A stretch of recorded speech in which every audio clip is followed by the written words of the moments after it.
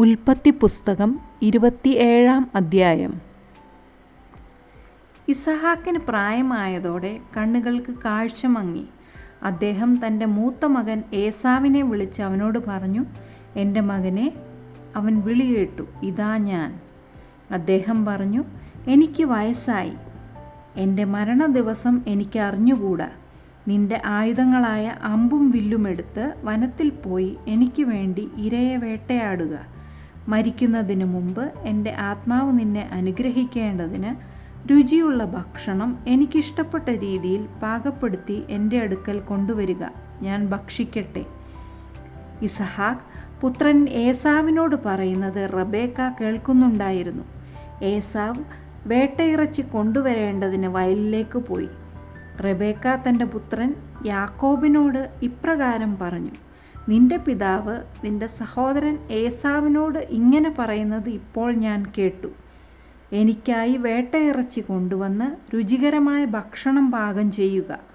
ഞാൻ ഭക്ഷിച്ച് എൻ്റെ മരണത്തിനു മുമ്പായി കർത്താവിൻ്റെ സന്നിധിയിൽ നിന്നെ അനുഗ്രഹിക്കട്ടെ. അതുകൊണ്ട് എൻ്റെ മകനെ, ഞാൻ നിന്നോട് കൽപ്പിക്കുന്നത് ഇപ്പോൾ അനുസരിക്കുക. നീ ചെന്ന് ആട്ടിൻകൂട്ടത്തിൽ നിന്ന് 2 നല്ല കുഞ്ഞാടുകളെ എൻ്റെ അടുക്കൽ പിടിച്ചുകൊണ്ടുവരിക. ഞാൻ നിൻ്റെ പിതാവിനു വേണ്ടി അദ്ദേഹത്തിന് ഇഷ്ടപ്പെടുന്ന വിധത്തിൽ രുചികരമായവ പാകം ചെയ്യാം. നീ അത് നിൻ്റെ പിതാവിൻ്റെ അടുക്കൽ കൊണ്ടു ചെല്ലണം. അപ്പോൾ അദ്ദേഹം അത് ഭക്ഷിക്കുകയും അതുവഴി മരണത്തിനു മുമ്പ് നിന്നെ അനുഗ്രഹിക്കുകയും ചെയ്യും.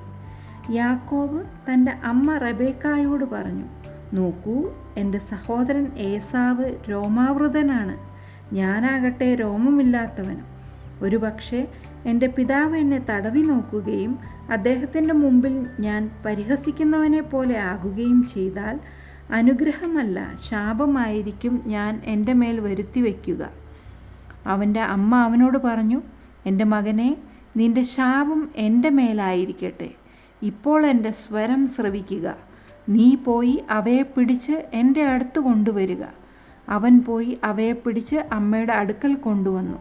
അവൻ്റെ പിതാവിന് ഇഷ്ടപ്പെട്ട രുചികരമായ ഭക്ഷണം അവൻ്റെ അമ്മ തയ്യാറാക്കി. റബേക്ക തൻ്റെ മൂത്ത മകൻ ഏസാവിൻ്റേതായി വീട്ടിൽ അവളുടെ പക്കൽ ഉണ്ടായിരുന്ന ഏറ്റവും നല്ല വസ്ത്രങ്ങളെടുത്ത് തൻ്റെ ഇളയ മകൻ യാക്കോബിനെ ധരിപ്പിച്ചു. ആട്ടിൻകുട്ടിയുടെ തോലുകൊണ്ട് അവൻ്റെ കൈകളും കഴുത്തിലെ മിനുസമുള്ള ഭാഗവും അവൾ പൊതിഞ്ഞു.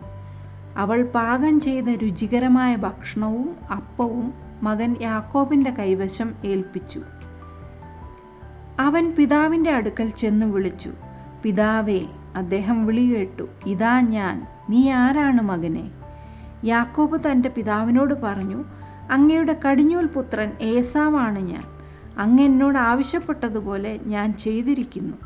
എഴുന്നേറ്റിരുന്നാലും അങ്ങയുടെ ആത്മാവ് എന്നെ അനുഗ്രഹിക്കേണ്ടതിന് എൻ്റെ വേട്ടയിറച്ചിയിൽ നിന്ന് ഭക്ഷിച്ചാലും. ഇസഹാക്ക് തൻ്റെ പുത്രനോട് ചോദിച്ചു, ഇതെന്താണ് എൻ്റെ മകനെ? ഇത്ര വേഗം നിനക്ക് കണ്ടെത്താൻ കഴിഞ്ഞോ? അവൻ പറഞ്ഞു, അങ്ങയുടെ ദൈവമായ കർത്താവാണ് എനിക്കിത് സാധ്യമാക്കിയത്. അപ്പോൾ ഇസഹാക്ക് യാക്കോബിനോട് പറഞ്ഞു, മകനെ, ഞാൻ നിന്നെ സ്പർശിക്കേണ്ടതിന് അടുത്തു വരിക. നീ എൻ്റെ മകൻ ഏസാവ് തന്നെയല്ലേ? യാക്കോബ് തൻ്റെ പിതാവായ ഇസഹാക്കിൻ്റെ അടുത്ത് ചെന്നു.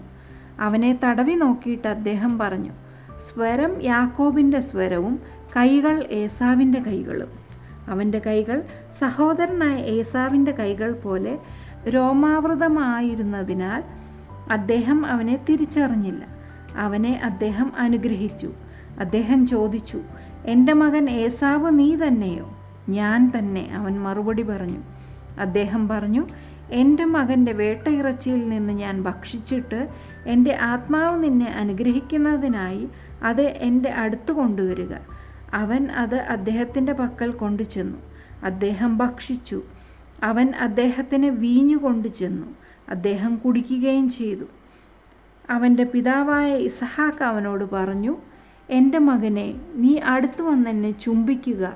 അവൻ അടുത്ത് ചെന്ന് അദ്ദേഹത്തെ ചുംബിച്ചു. അവൻ്റെ വസ്ത്രത്തിൻ്റെ ഗന്ധമറിഞ്ഞിട്ട് അവനെ ആശീർവദിച്ചുകൊണ്ട് അദ്ദേഹം പറഞ്ഞു, നോക്കൂ, എൻ്റെ മകൻ്റെ ഗന്ധം കർത്താവ് അനുഗ്രഹിച്ച വയലിൻ്റെ ഗന്ധം പോലെ.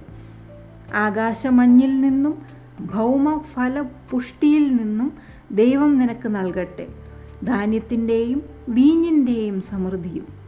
ജനങ്ങൾ നിന്നെ സേവിക്കട്ടെ, ജനപദങ്ങൾ നിന്നെ നമിക്കട്ടെ. നിന്റെ സഹോദരങ്ങൾക്ക് നീ അധികാരിയാകുക. നിന്റെ അമ്മയുടെ മക്കൾ നിന്നെ നമിക്കട്ടെ. നിന്നെ ശപിക്കുന്നവർ ശപ്തർ, നിന്നെ അനുഗ്രഹിക്കുന്നവർ അനുഗ്രഹീതർ. ഇസഹാക്ക് യാക്കോബിനെ അനുഗ്രഹിച്ചു കഴിഞ്ഞ് യാക്കോബ് തൻ്റെ പിതാവായ ഇസഹാക്കിൻ്റെ മുമ്പിൽ നിന്ന് പുറത്ത് കടന്ന മാത്രയിൽ അവൻ്റെ സഹോദരൻ ഏസാവ് നായാട്ട് കഴിഞ്ഞ് എത്തിച്ചേർന്നു. അവനും രുചികരമായ ഭക്ഷണം തയ്യാറാക്കി തൻ്റെ പിതാവിൻ്റെ അടുക്കൽ കൊണ്ടുവന്നിട്ട് പിതാവിനോട് പറഞ്ഞു, എൻ്റെ പിതാവ് എഴുന്നേറ്റ് മകൻ്റെ നായാട്ടിറച്ചിയിൽ നിന്ന് ഭക്ഷിക്കട്ടെ. അതുവഴി അങ്ങയുടെ ആത്മാവ് എന്നെ അനുഗ്രഹിക്കട്ടെ. നീ ആരാണ്? അവൻ്റെ പിതാവായ ഇസഹാക്ക് അവനോട് ചോദിച്ചു. അവൻ പറഞ്ഞു, അങ്ങയുടെ പുത്രൻ, അങ്ങയുടെ കടിഞ്ഞൂൽ പുത്രൻ ഏസാവാണ് ഞാൻ. ഇസഹാക്ക് സംഭ്രമിച്ചുപോയി, അതിഭീമമായ സംഭ്രമം. അവൻ ചോദിച്ചു, അപ്പോൾ ഇരയെ നായാടി എനിക്ക് കൊണ്ടുവന്ന അവൻ ആരാണ്? നീ വരുന്നതിനു മുമ്പേ ഞാൻ അതിൽ നിന്നെല്ലാം ഭക്ഷിക്കുകയും അവനെ അനുഗ്രഹിക്കുകയും ചെയ്തല്ലോ. അവൻ അനുഗ്രഹിക്കപ്പെട്ടവൻ തന്നെ ആയിരിക്കും. ഏസാവ് പിതാവിൻ്റെ വാക്കുകൾ കേട്ടപ്പോൾ നിലവിളിച്ചു, അതിതിക്തമായ വൻ നിലവിളി. അവൻ പിതാവിനോട് അപേക്ഷിച്ചു, എന്നെ അനുഗ്രഹിക്കുക, എൻ്റെ പിതാവേ, എന്നെയും.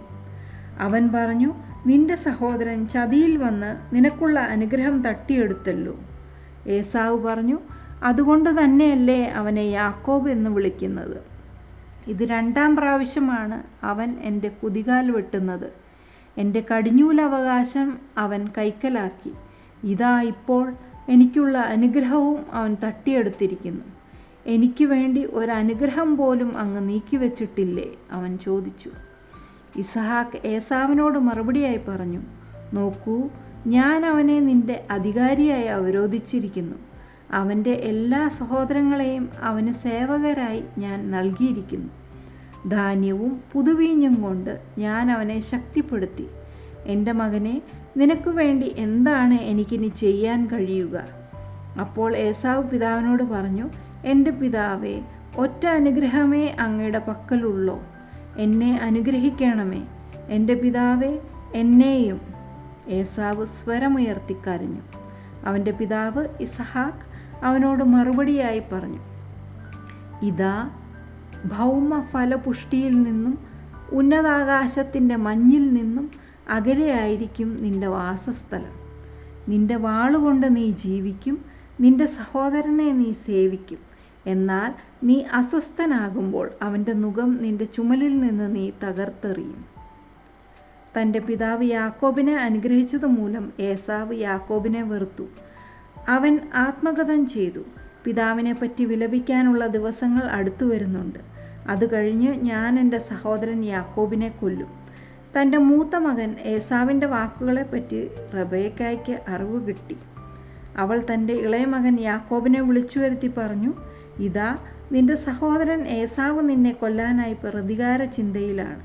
എൻ്റെ മകനെ, ഇപ്പോൾ എൻ്റെ സ്വരം ശ്രവിക്കുക. എഴുന്നേറ്റ് ഹാരാനിലേക്ക്, എൻ്റെ സഹോദരൻ ലാബാൻ്റെ അടുത്തേക്ക് രക്ഷപ്പെട്ടുകൊള്ളുക.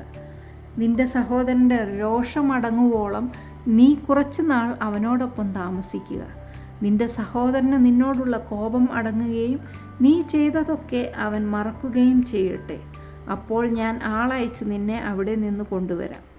ഒരേ ദിവസം നിങ്ങൾ 2 പേരും എനിക്ക് നഷ്ടപ്പെടുന്നതെന്തിന്? റബേക്ക ഇസഹാക്കിനോട് പറഞ്ഞു, ഈ ഹിത്യ സ്ത്രീകളോടൊപ്പമുള്ള ജീവിതം എനിക്ക് മടുത്തു.